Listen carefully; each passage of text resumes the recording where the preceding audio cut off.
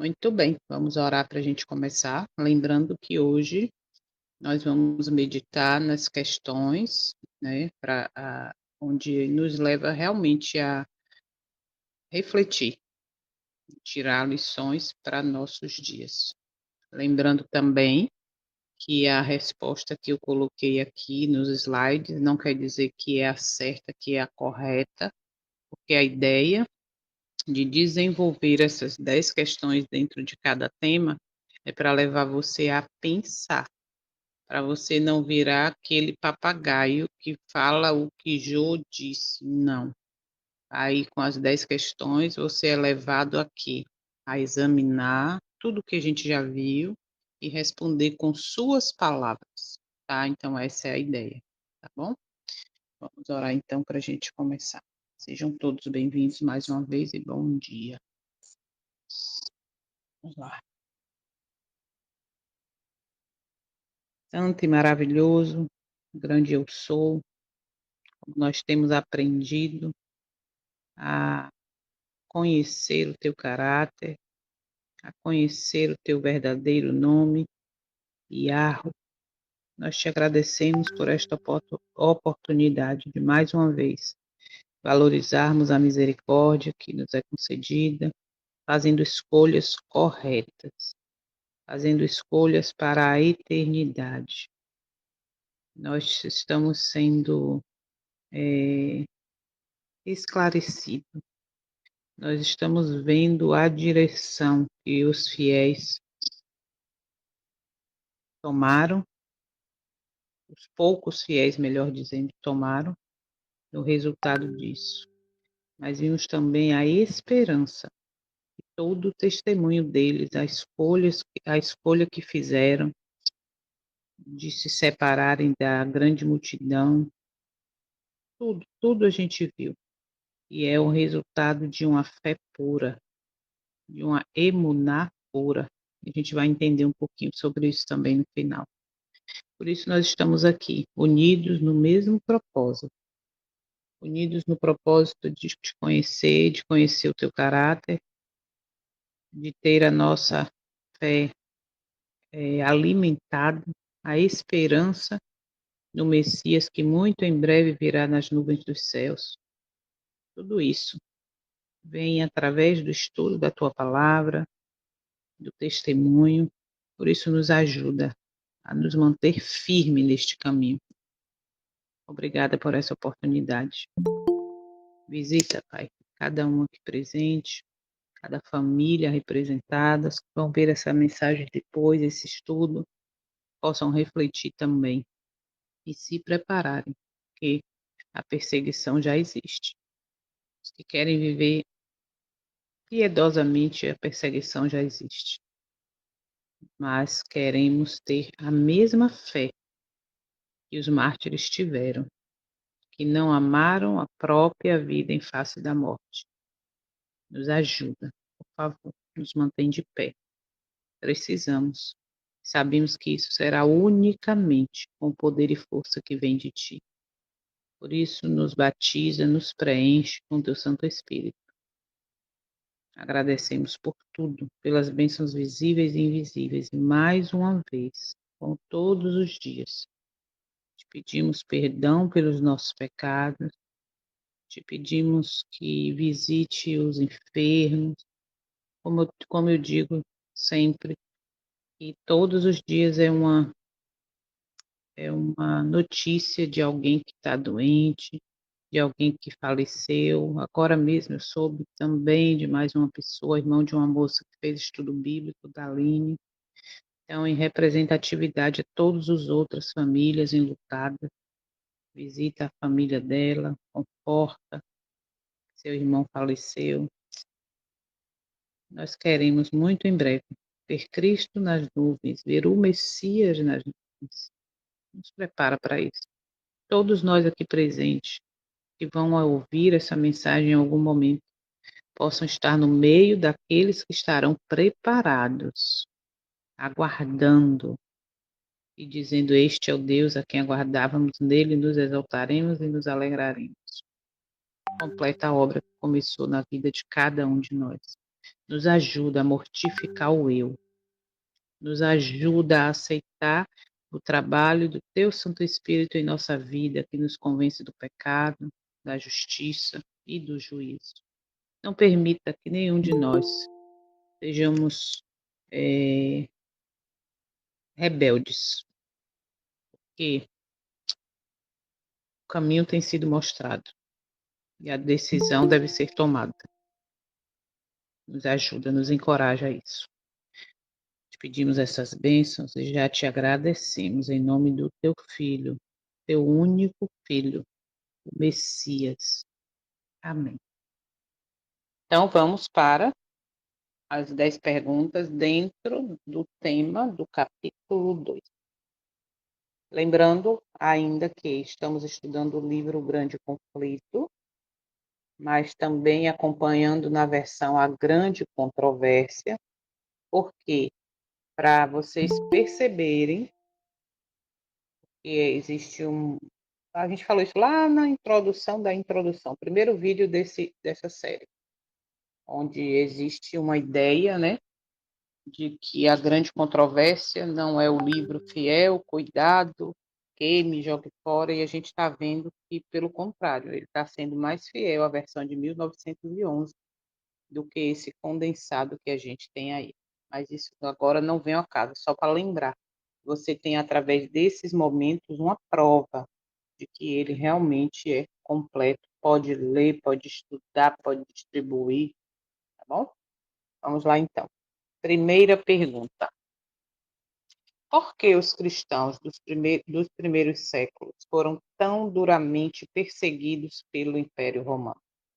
Alguém gostaria de responder? Antes da gente ler aqui o que eu coloquei como resposta. Essa pergunta é bem fácil, né? No sentido do que a gente viu até aqui. Por que os cristãos do primeiro século foram tão duramente perseguidos pelo Império Romano? Fala, Giovanni. Eu coloquei porque a vida dele refletia a piedade de Jesus, de Perfeito. Deus. Uhum, muito E, bem. e nisso eles revelavam toda a injustiça e o caráter vil deles. Perfeito. Então, o que acontecia? Eles não gostaram, não gostavam. Por quê? Porque refletia. A vida desses primeiros cristãos refletia o caráter do Messias e automaticamente revelava o quê? O pecado deles, o erro. Então, eles não aceitavam. Muito bem. Então, eu coloquei que, porque eles se recusavam a aceitar as doutrinas erradas, ritos pagãos que foram incorporados ao culto, recusaram a adorar os deuses romanos e o imperador, o que era visto como traição ao Estado. Os fiéis, eu gosto sempre de lembrar, a gente vai repetir muito isso, os fiéis, que é a igreja de Cristo, que é o povo do eterno, que é a igreja verdadeira, que é o povo de Deus, é assim? Colocavam sua lealdade acima da lealdade do império, o que ameaçava a unidade política e religiosa de Roma. É importante perceber que, naquela época, os que queriam viver piedosamente, refletindo a imagem do Mestre, como muito bem disse aí Giovanni, refletindo o caráter do Mestre, era uma ameaça à unidade política e religiosa de Roma. E hoje não é diferente. Os que querem viver sendo fiel, que querem estar dentro do contexto de ser a igreja de Deus hoje, o povo do eterno hoje, eles vivem fora da política e dos ritos, né, e da religiosidade de Roma infiltrada no cristianismo, protestantismo. E isso hoje é um dos motivos que os que querem viver piamente estão sendo perseguidos. Ok? Muito bem. Vamos para a segunda pergunta. Como os cristãos reagiam diante da prisão, da tortura e da morte? Essa também é bem significativa, por quê? Porque hoje nós murmuramos por causa de tudo. Murmuração, misericórdia. E quem estudou com a gente, também muitos que não estudaram sabe disso, mas em Patriarcas e Profetas, e Célia até frisou várias vezes também, lá no estudo de Patriarcas e Profetas, que a murmuração desagrada ao Eterno. A murmuração foi o que fez com que eles ficassem 40 anos no deserto, mas diferentemente disso, vivia os primeiros cristãos, viviam os mártires. Por quê? Porque mesmo, foi muito lindo isso aqui, ó.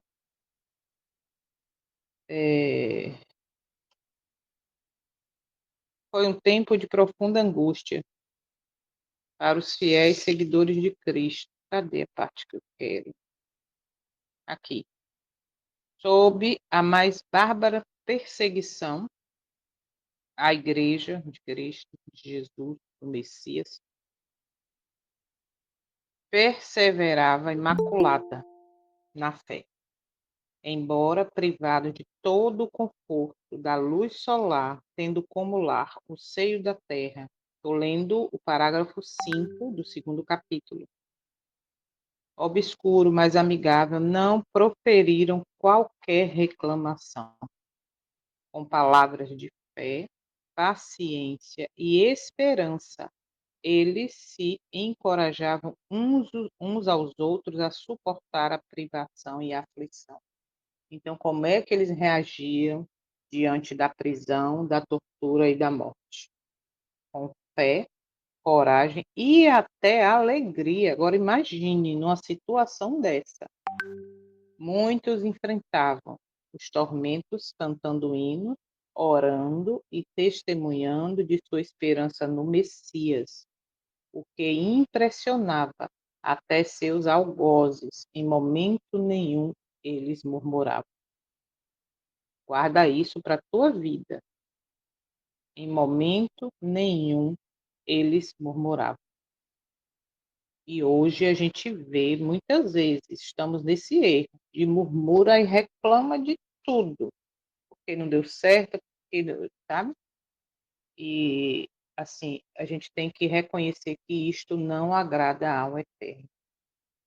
Mas, para isso, eles tinham uma fé pura, uma emuná verdadeira. Isso a gente vai ver no final. Então, esses cristãos, eles reagiam diante da prisão e da tortura e da morte com muita fé, com muita coragem. Viveu ali aguardando a promessa, ser fiel até a morte e dar-te a coroa da vida. Eles viveram e morreram aguardando isso, sendo fiel e aguardando a coroa. Muito bem. Qual foi o efeito da perseguição sobre a igreja cristã primitiva? Alguém quer comentar? Qual foi o efeito da perseguição da igreja primitiva? E que teve isso como efeito? Eles viam a morte como um caminho para a vida eterna. Muito bem, Soninha. Isso é interessante, né? Está no final aqui da parte que eu li, ó, do parágrafo 5. A perda de todas as comodidades terrenas. Isso vai acontecer, viu? Não pense que os fiéis de hoje vai viver legalzinho, que as coisas terrenas vão apoiar a sua decisão. Não vão, não. Olha só, a perda de todas as comodidades terrenas não poderia forçá-los a renunciar sua crença em Cristo. Provações e perseguição não eram senão passos que os levavam mais próximo de seu descanso e recompensa. Fala, Soninha. Essa 3 eu respondi assim.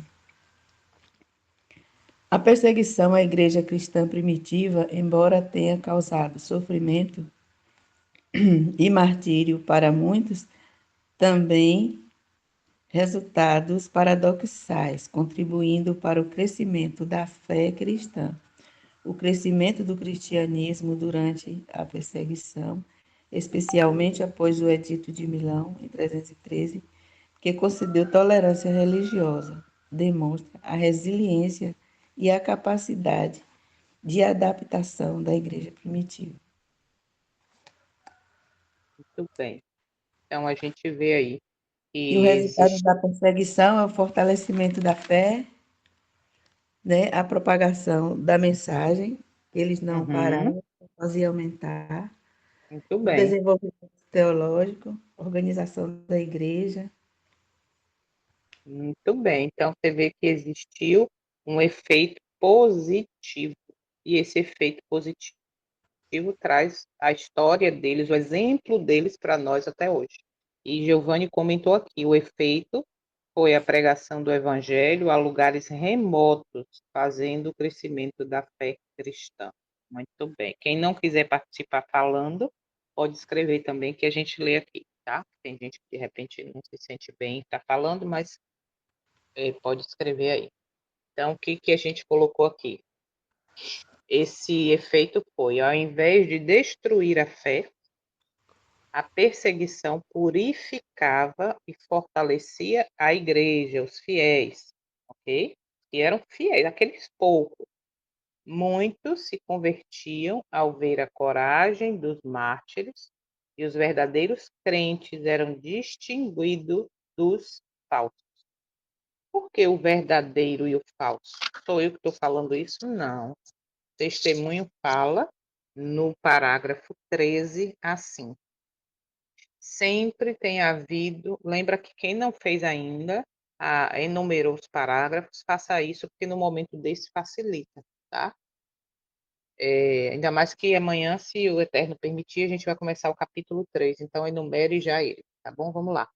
Sempre tem havido duas classes entre os professos seguidores de Cristo, aquele que diz eu sou, eu visto a camisa e tal, enquanto uma classe estuda a vida do Salvador e busca ferventemente corrigir seus defeitos, ó, ferventemente corrigir seus defeitos e ajustar-se ao modelo, a outra evita as verdades claras e práticas e expõe seus erros.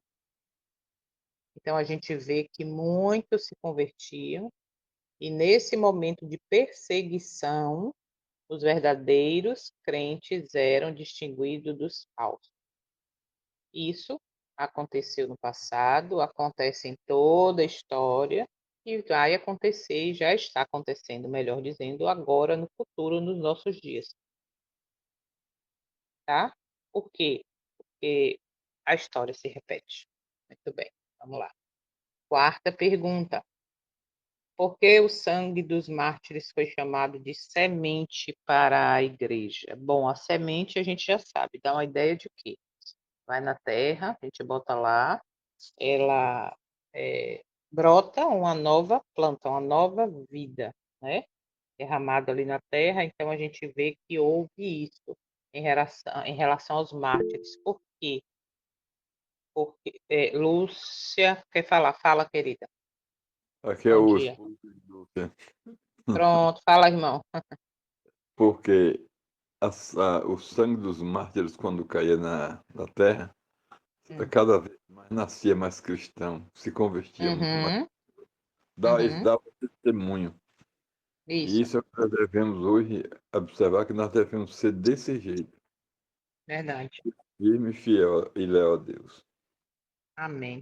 Essa é a nossa missão principal, Pregar bem. testemunhar, exatamente, pregar o evangelho, viver em forma de piedade real e não de aparência, como a gente viu também. E aí a gente colocou aqui. Por quê? Porque quanto mais os cristãos, que são os fiéis, que é a igreja daquela época, eram mortos por sua fé, eles eram mortos pela fé, pela maneira que vivia semelhante ao Messias. Quanto mais eles eram mortos por sua fé, mais pessoas se convertiam, movidos pelo exemplo de coragem e firmeza deles, em que? Na esperança da vida por vir. Então, essa esperança é que deve motivar a mim e a você para nos posicionarmos, para termos condição de permanecer no caminho, e aí é onde a gente vê, quem levantou a mão, fala, irmão. Porque, irmã, nós temos que ter noção de que quando nós professamos a Cristo, a gente tem que ser sincero até o fim. Porque Uhum, se você voltar atrás, você vai dar mau testemunho e muitas pessoas que já são tendentes a aceitar o mundo, vai ficar difícil aceitar a Cristo. Então, uhum, se você nega a sua fé, você está botando o seu semelhante totalmente a perder. Você se perde e leva muitos a se perder. com certeza. E pronto, e tem um detalhe importante que a gente viu anteriormente, que eles não murmuravam, eles Isso. viviam alegres. Então, esse Amém. testemunho fez com que pessoas se convertessem. Porque imagina agora, eu e você, que se diz crente, que se diz cristão, que aí agora só vive reclamando, só vive lamentando. Que testemunho, que incentivo eu vou dar a essas pessoas para aceitarem andar no caminho que eu ando, se é um caminho de miséria, no sentido de só reclamar, só achar tudo ruim, entende? Então, o testemunho deles foi que fez a diferença. E a esperança deles não estava nos bens desta terra. Tanto é que a gente viu que o pequeno grupo decidiu se separar para viver de fato a vontade do Eterno e deixaram tudo. E hoje, infelizmente, não é bem assim. Muitos de nós ainda estamos ligados a coisas, a pessoas, né, para poder, não, depois eu vejo, não, tá na hora, não, eu vou ficar aqui, deixa eu aqui mesmo, aqui tá tudo certo. E a gente viu grande exemplo na vida deles. Fala, Soninha.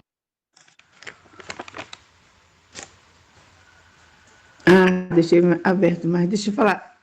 Eu vi uma parte interessante sobre o que Ellen White descreve a perseguição à igreja cristã primitiva como um período de intensa oposição e sofrimento, mas também de grande fé e fidelidade.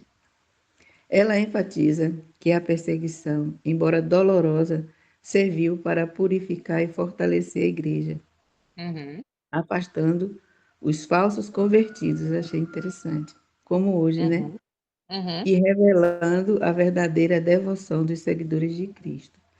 Aí eu vi também os pontos principais, só vou ver o título dos pontos.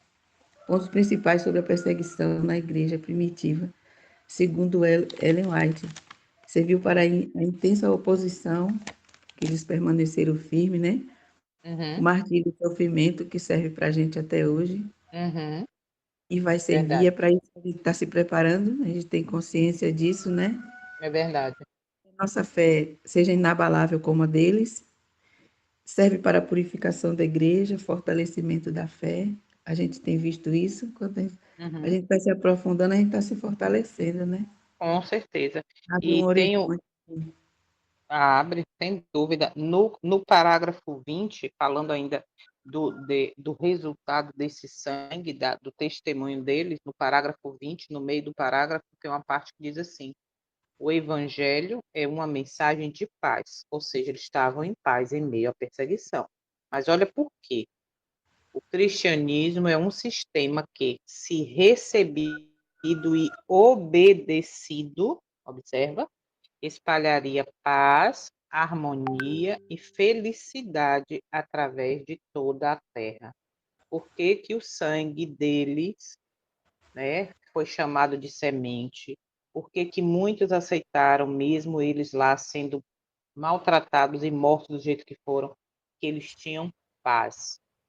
Eles eram alegres, tinha harmonia entre eles. Mas por quê? Porque eles não só receberam a verdade do evangelho, mas eles obedeciam. Aí a grande diferença. Não adianta eu fazer toda essa série, estudar tudo isso, receber a luz que eu estou recebendo e não procurar obedecer. Vou repetir, já falei algumas vezes, estrita obediência, fala o Patriarcas e Profetas. E se eu recebo e vivo, né, na obediência no caminho, eu espalho paz, harmonia e felicidade onde quer que eu esteja. Olha a nossa responsabilidade. Além de não murmurar, deixa eu ver. Além de não murmurar, eles se fortaleciam uns aos outros. Pois é, vamos lá. Qual era a diferença entre os cristãos sinceros e os que se aproximavam por interesse ou conveniência? A pergunta é bem interessante, né? Leva a gente a meditar. O que era o cristão sincero? Eram os que viviam, de fato, obedecendo à vontade do Mestre, do Messias. Mas os que não eram sinceros eram quem? Eram aqueles que aqueles que aceitaram aceitaram a religião cristã corrompida, aceitaram doutrinas erradas, ritos supersticiosos, cerimônias idolátricas que foram incorporadas ao culto. Então, qual era a diferença entre este pouco, lembra? Alguns poucos saíram para poder viver de fato essa verdade, mas outros se embolaram ali agora com as coisas erradas que existiam, foram incorporadas ao culto, que deixou de ser puro. E aí, no parágrafo 15, fala bem assim: mas não há união entre o príncipe da luz e o príncipe das trevas, e não pode haver vínculo entre seus seguidores. Quando os cristãos concordaram, ou seja, esses que não eram sinceros, mas eram visivelmente cristãos, viviam em forma de religiosidade. Olha o perigo. Quando os cristãos concordaram em se unir àqueles que não eram senão meio convertidos do paganismo, desviaram-se por uma vereda que os levaria mais e mais distante da verdade. Satanás exultou, olha, por haver sido bem-sucedido em enganar tão grande número de seguidores de Cristo. Observou? Tão grande número de seguidores de Cristo. Satanás enganou. Concentrou, então, seu poder para exercer maior domínio sobre ele e inspirá-los a perseguir aqueles que permaneciam fiéis a Deus. Gente, olha isso. Olha a riqueza desse parágrafo, mostrando claramente que existia a diferença entre um e outro. E esses, observa, tá? Que não eram considerados sinceros, que não tinham a fé pura, esses que se envolveram aceitando tudo, achando que é assim mesmo, que é assim mesmo, esses estavam sobre o poder de Satanás, era o grande número, e a partir de serem movidos pelo poder de Satanás, o que acontecia? Eles eram inspirados a perseguir aqueles que permaneciam fiéis. Nossa, misericórdia. Vamos lá. Os sinceros permaneciam fiéis, mesmo diante da morte. Os de conveniência, que aparentavam forma de piedade, recuavam diante da perseguição. Não vou fazer isso não, porque senão não vai ficar bem, porque senão não vai cair legal, porque senão vão falar mal de mim, não vou tomar essa decisão não. Ó, os que aparentavam forma de piedade recuavam diante da perseguição, aceitando as doutrinas e costumes que adicionava aos cultos coisas pagãs. E essa frase final é muito forte e verdadeira. A provação revelava o coração. Então, a provação, a perseguição desses fiéis, ou melhor, do cristão agora como um todo, revelava o coração. Se era fiel, abria a mão de quê? das coisas do mundo, dos benefícios mundanos, de agradar a todo mundo ou agradar ao Eterno. Soninha colocou aqui: o testemunho dos mártires, mesmo em face da morte, é mais poderoso do que qualquer discurso ou argumento. Lembra que o Eterno não precisa de advogado. Ele precisa e quer testemunhas. O que Cristo falou? O que o Messias falou para os apóstolos? Fique todos aí aguardando, e vocês receberão poder ao descer sobre vós o Espírito Santo, e sereis as minhas testemunhas. É isso que ele quer. Não um testemunho de boca, de pregação, mas um testemunho de viver, de revelar verdadeiramente o coração. Ok? Que papel a oração e a comunhão com Deus desempenhava na vida dos mártires?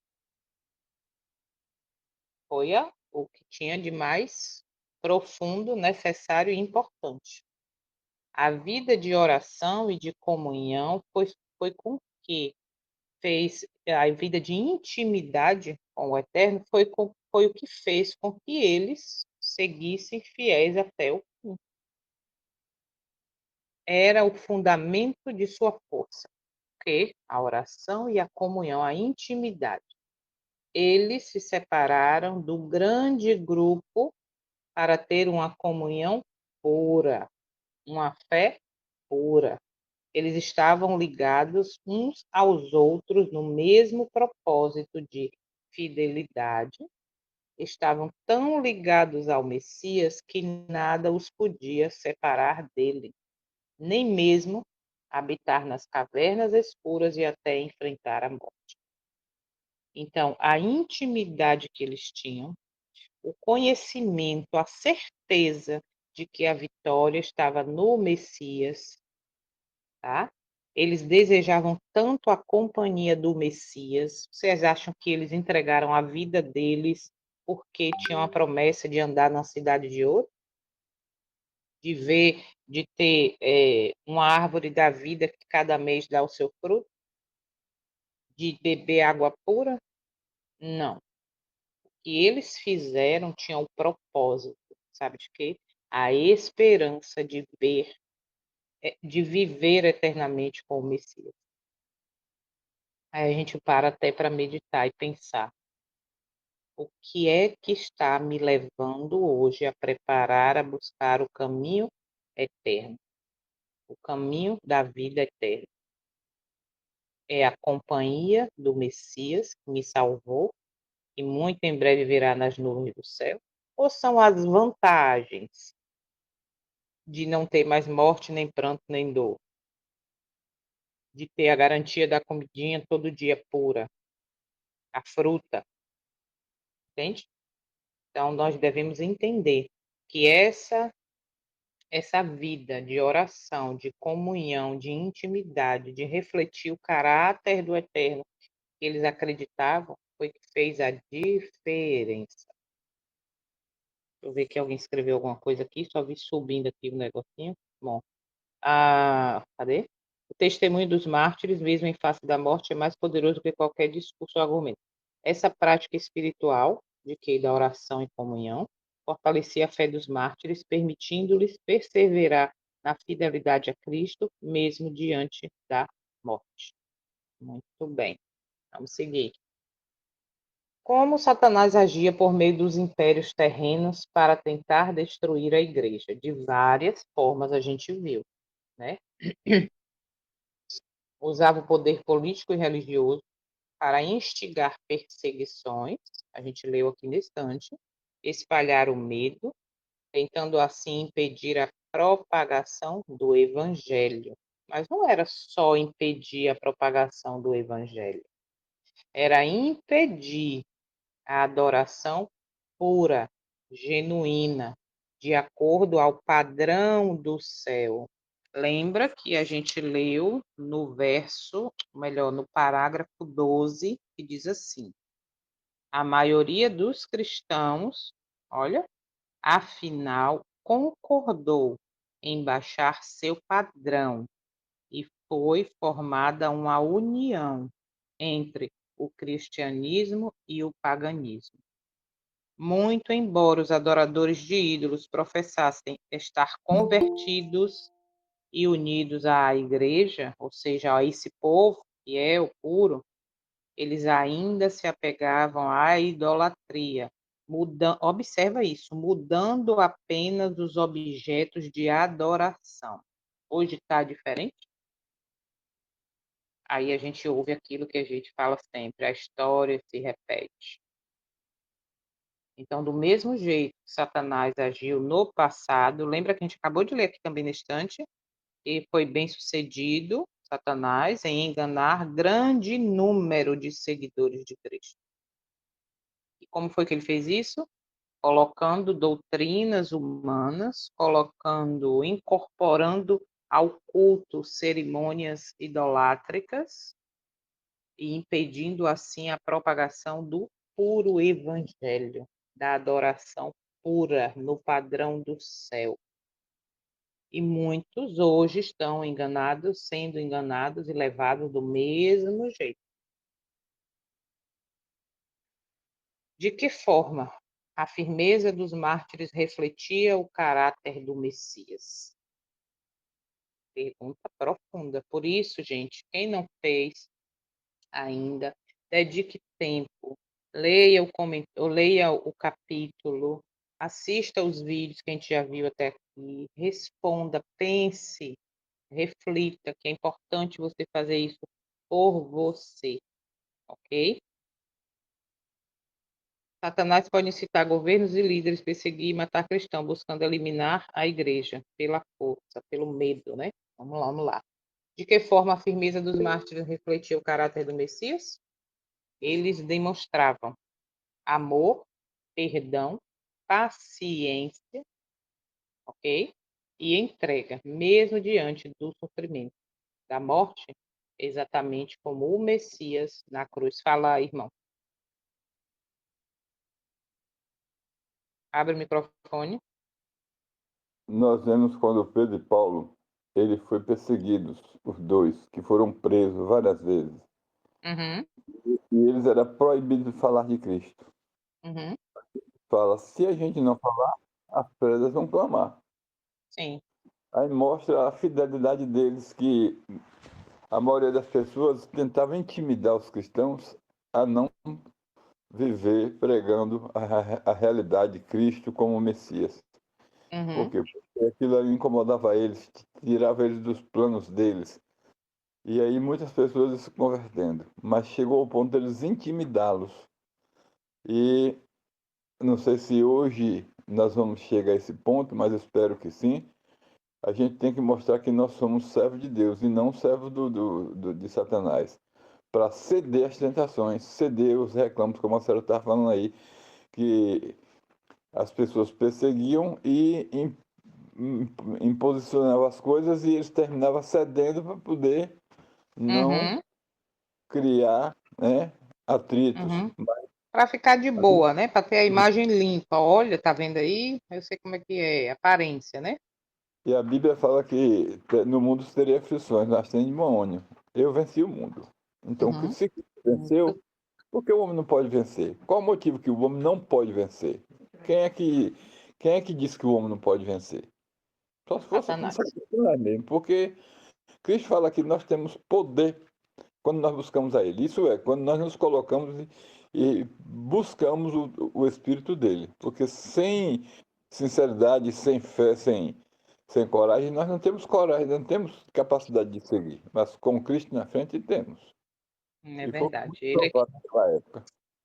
Ele é o que fez com que esse poder dele, através do Santo Espírito, foi que fez ele, ou melhor, os mártires vencerem, né? Porque eles tinham essa Isso. certeza.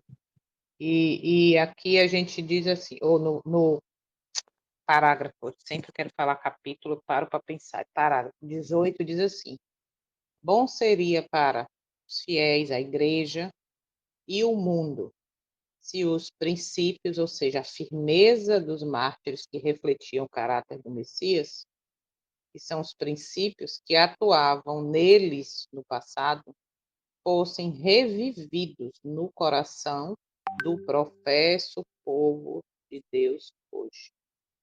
Há uma alarmante indiferença com respeito às doutrinas, observa, há uma alarmante indiferença com respeito às doutrinas que hoje são os pilares da fé cristã. Está conquistando terreno a opinião que, afinal de contas, elas não são de vital importância. Essa degeneração está fortalecendo quem? As mãos, olha isso, dos agentes de Satanás, de forma que falsas teorias, ilusões fatais, as quais os fiéis das eras passadas expunham e combatiam com perigo de sua própria vida, são hoje consideradas com favor por milhares que professam ser seguidores de Cristo. Vocês estão entendendo? Então, a firmeza dos mártires no que eles acreditavam, de como eles viviam e refletiam o caráter do mestre, era exatamente o que apontava os pecados de quem não queria deixar, e assim eles eram perseguidos. Okay? E aí diz, ó, eles demonstravam amor, perdão, paciência e entrega, mesmo diante do sofrimento e da morte, exatamente como o Messias na cruz. Por que o Eterno permitiu que seus filhos fossem perseguidos e mortos? A gente viu também, falando sobre isso, e teve uma parte que diz assim, como pergunta-se, parágrafo 21, como, pergunta-se, pode aquele que é justo e misericordioso e que também é infinito em poder tolerar tal injustiça e opressão? Falando de quê? Dos fracos, dos perseguidos, né? Aí diz, essa é uma questão com que nada temos que ver. Então, por que o Eterno permitiu que seus filhos fossem perseguidos e mortos? Muitas coisas a gente não entende, que a gente comentou já durante a semana. E aí, por que ele permitiu? Porque através do sofrimento dessas pessoas fiéis, muitos conheceriam a verdade e seriam salvos. Além disso, seu testemunho serviria de exemplo de fé através dos séculos, ou seja, chegou a nós hoje, como exemplo de fé pura e certeza da vida eterna no Messias. Então, a gente não tem que procurar explicação. Por que Deus? Por quê? Por quê? Não. Isso não tem nada a ver com a gente. A gente tem que tirar lições disso, ok?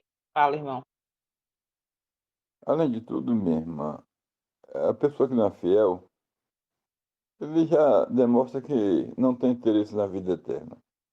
Uhum, Porque Deus permite que a gente venhamos morrer, ou seja, que aconteça o que acontecer conosco, Deus permite, uhum, é para que possamos mostrar ao mundo que nós estamos reivindicando o nome desse Deus maravilhoso. uhum, Reivindicando o nome desse Deus maravilhoso.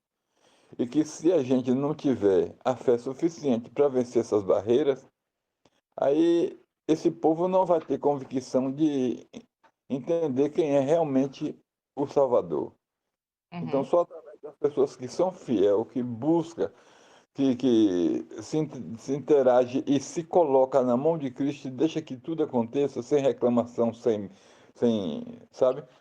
uhum, Mas vai lá com fidelidade. Isso mostra que a, as pessoas que estão ali entendem que realmente precisa desse Salvador pelo qual eu estou morrendo, dando a minha vida uhum. naquele sofrimento. E Muito hoje bem. os irmãos a acomodação dos irmãos são demais.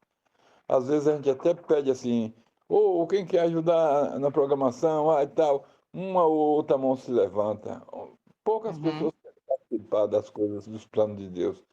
E eu fico olhando assim a comodidade das pessoas, é que não querem trabalhar para dar bom testemunho e ganhar, ou dar exemplo para as pessoas que possam ser ganho para Cristo. Nós somos responsáveis por isso. Nós somos responsáveis por essas pessoas que se perdem. Nós temos que aprender a dar testemunho para que essas pessoas se salvem. O nosso papel aqui era que nem os mártires, ganhar o povo perdido para Cristo, porque Cristo não quer perder nenhum, independente de qualquer um. Ele quer Entendeu? que todos cheguem ao arrependimento, né? Não quer que ninguém se perca. Amém. Muito bem. Que tipo de fé precisamos desenvolver hoje para enfrentar os desafios espirituais do tempo do fim? Então, aqui agora a gente entra na última pergunta, a gente vai entrar nos slides rapidinho, explicando um pouquinho como ter essa fé de Cristo, de Yahushua. Como vamos ter, como desenvolver essa fé, a gente vai ver já já. Mas a pergunta é: que tipo de fé precisamos desenvolver hoje para enfrentar os desafios espirituais do fim que nós já chegamos nele? Temos que ter uma fé firme, inabalável, baseada na palavra do Eterno e na comunhão com o Messias, intimidade com o Messias, comunhão, semelhante à dos mártires que preferiram morrer a negar seu Salvador. Que tipo de fé tem eu e você? Será que estamos preparados para morrer por essa pessoa que nós dizemos que temos fé? Será que nossa fé está firmada literalmente na pessoa do Messias ou nas bênçãos que eu quero, que eu recebo, que eu almejo do Messias? Existe uma distinção bem grande em relação à fé do Messias e a fé nas coisas que o Messias pode me oferecer. E eles tiveram a fé no Messias, no Salvador, porque eles negaram tudo, todos os benefícios humanos, negaram o conforto de sua casinha para ir morar nas montanhas, lá dentro, no escuro, sem o sol, onde muitas vezes os mortos também deles eram o quê? Eram ali sepultados. Então, veja a situação dos mártires e examinemos a nós mesmos, né? Para ver se estamos preparados. Fala, irmão. Lá em Apocalipse 14, 12, aqui está a perseverança dos santos, que guarda o mandamento de Deus e tem a fé de Jesus. Essa fé de Jesus é que nós devemos ter em nosso coração. A gente vai ver isso agora. Que é essa fé de Jesus. Como Abraão abraçou essa fé, José abraçou essa fé e muitos abraçaram essa fé, inclusive os nossos os mártires que abraçaram essa fé e com elas venceram as batalhas. Pronto, é isso que a gente vai ver agora. Como desenvolver essa fé. Que fé é essa que eles tiveram? A fé pura de Jesus. Vamos lá que o relógio não para.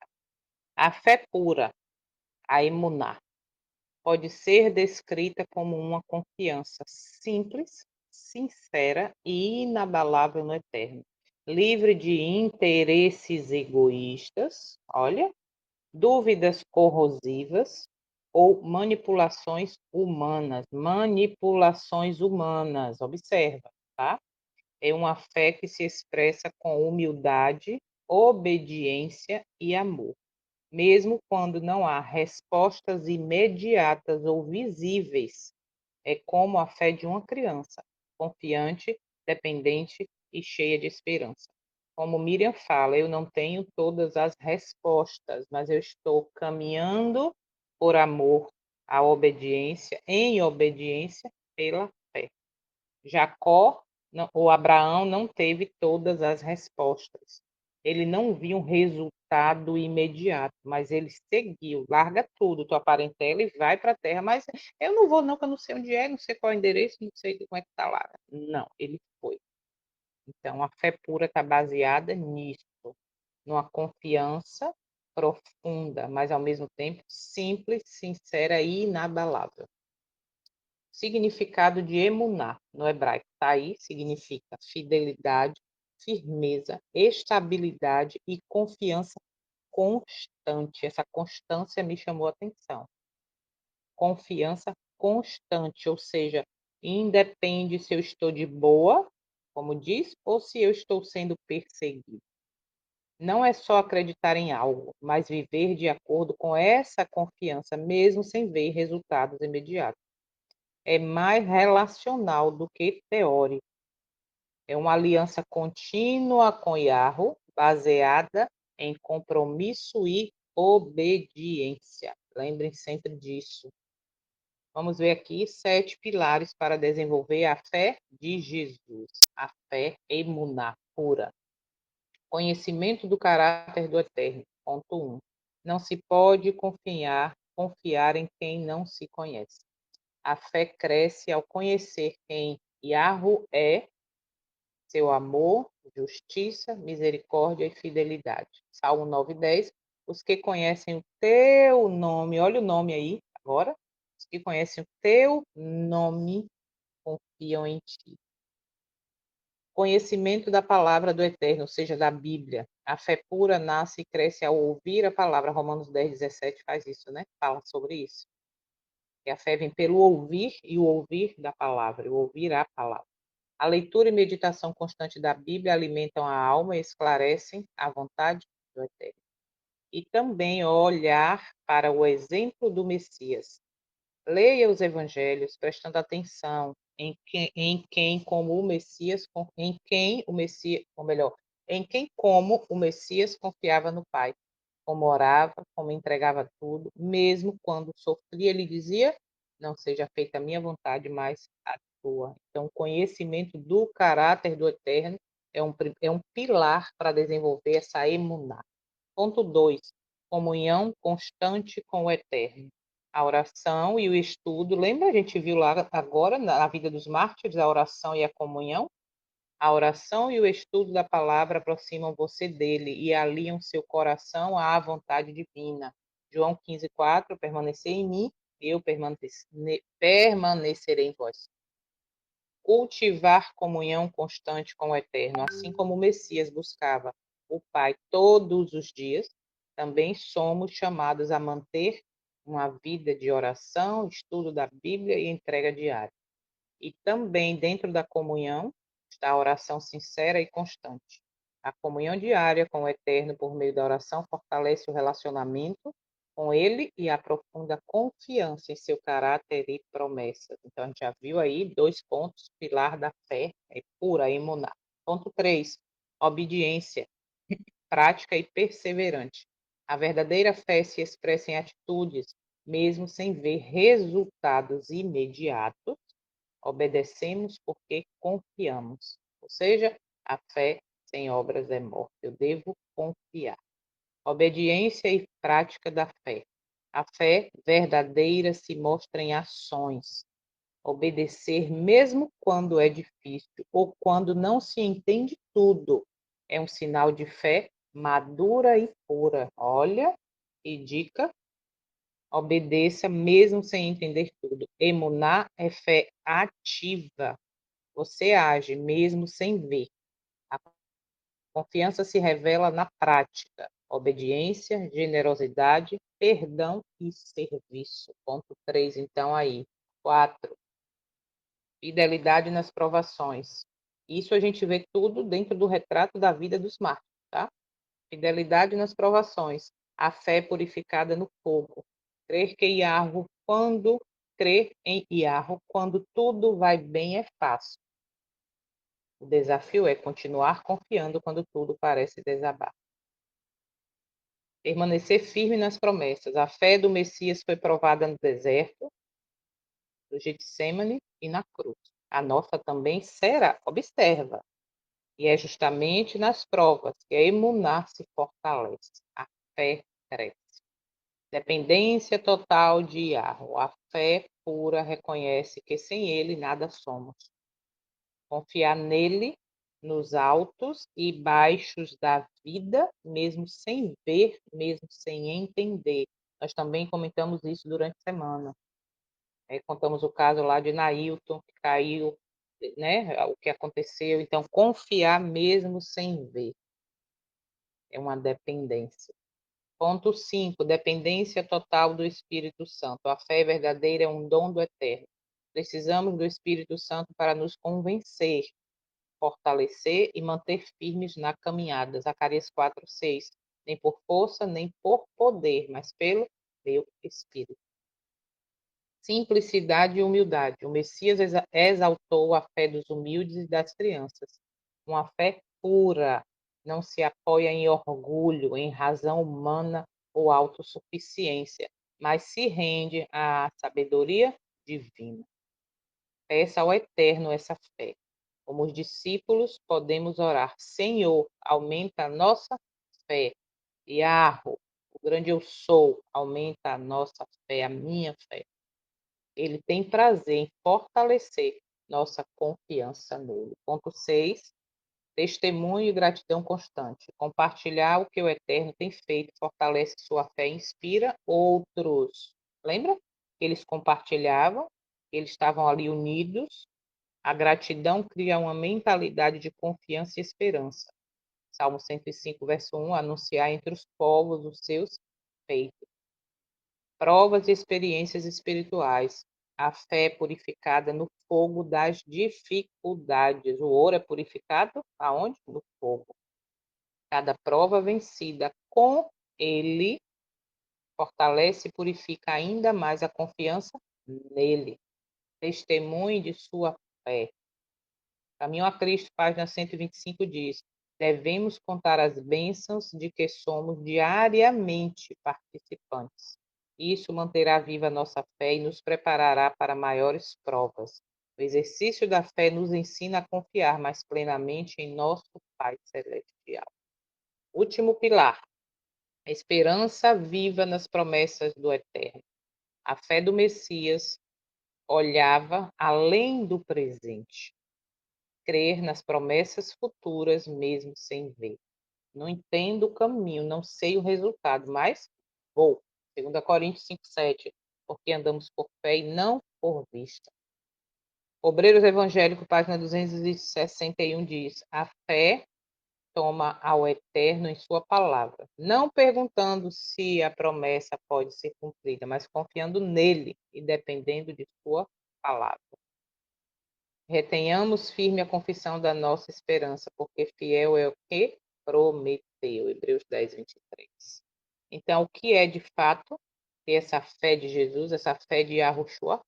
A expressão tem um significado profundo, especialmente quando analisada com base no conceito hebraico emuná, que vai muito além de apenas acreditar. Trata-se de uma confiança ativa, constante e leal. Então, o que é ter a fé de Jesus ou ter a fé de Yahushua? Não é apenas a fé em Jesus, em Yahushua, mas também a fé que ele próprio teve.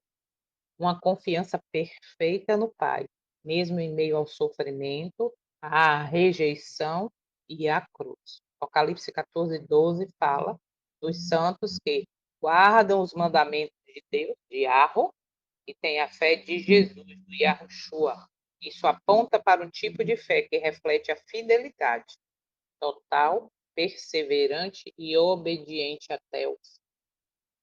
Então, por que a fé de Jesus, de Yahushua?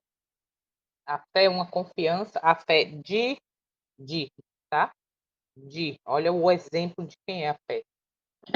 É uma confiança viva, firme e leal, que não desiste.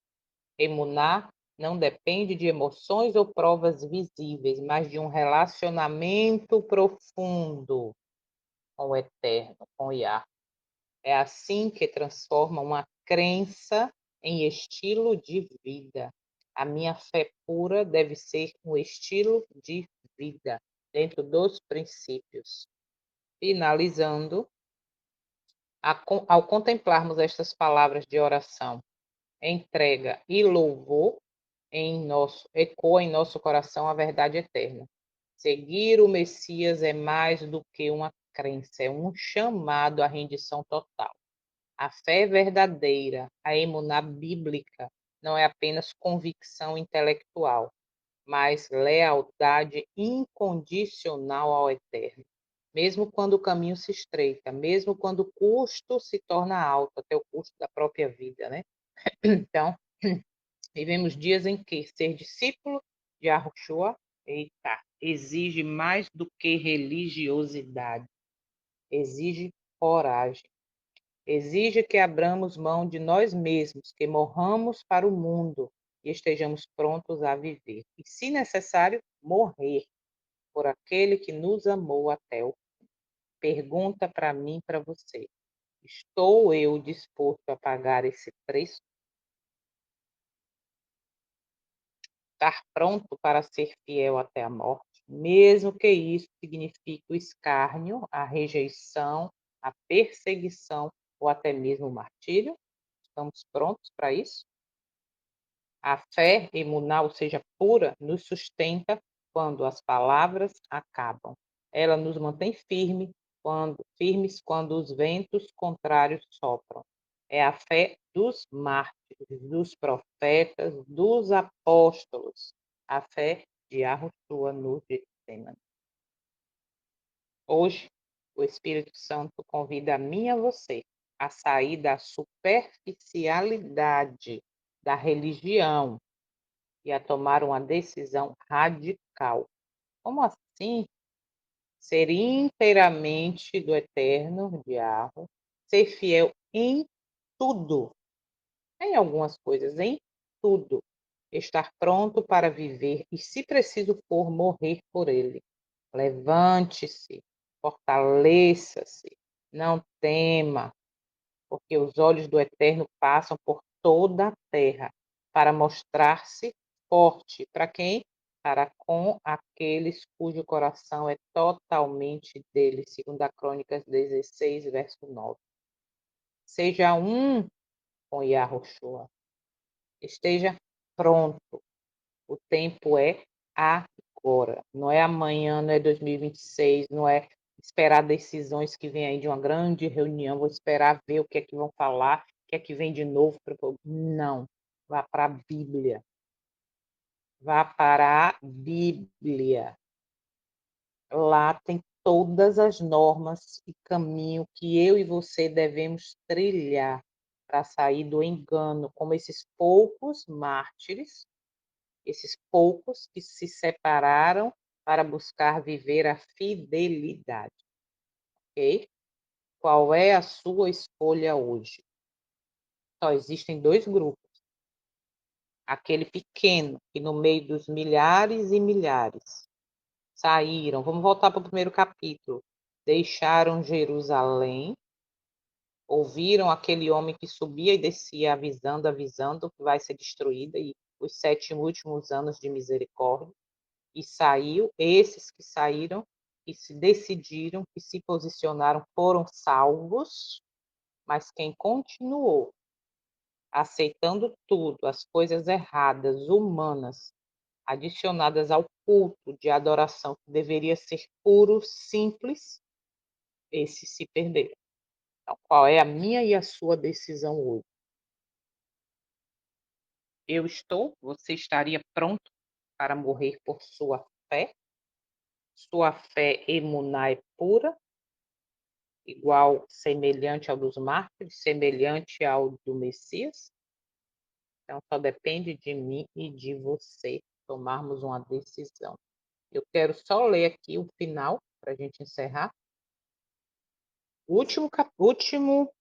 As últimas palavras do último parágrafo do capítulo 2, que diz assim.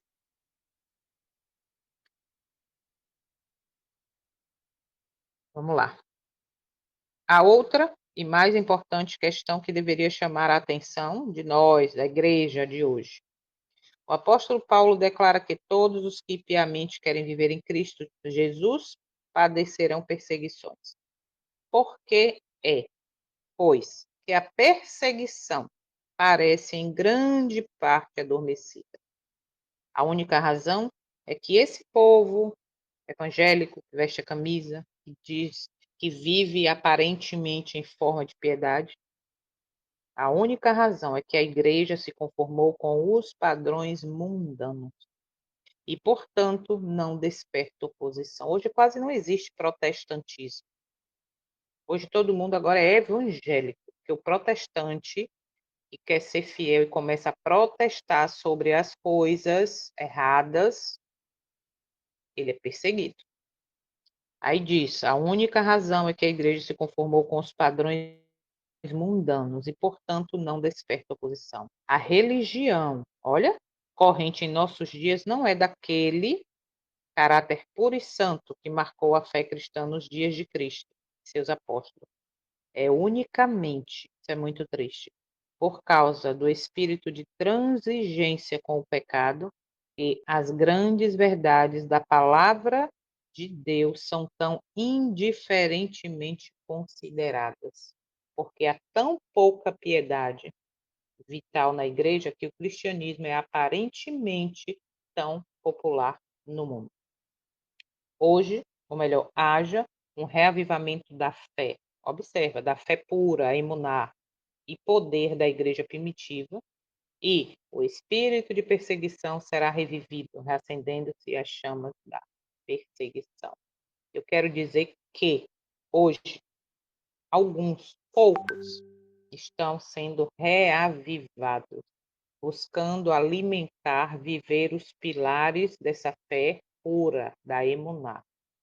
E essa perseguição, essa fogueira já começou a ser montada, melhor dizendo, né?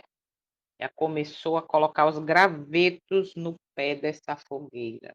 Os entendedores entenderão, ok? Então, é isso aqui que a gente pode tirar como lição. Tá? Alguém gostaria de comentar alguma coisa para a gente encerrar?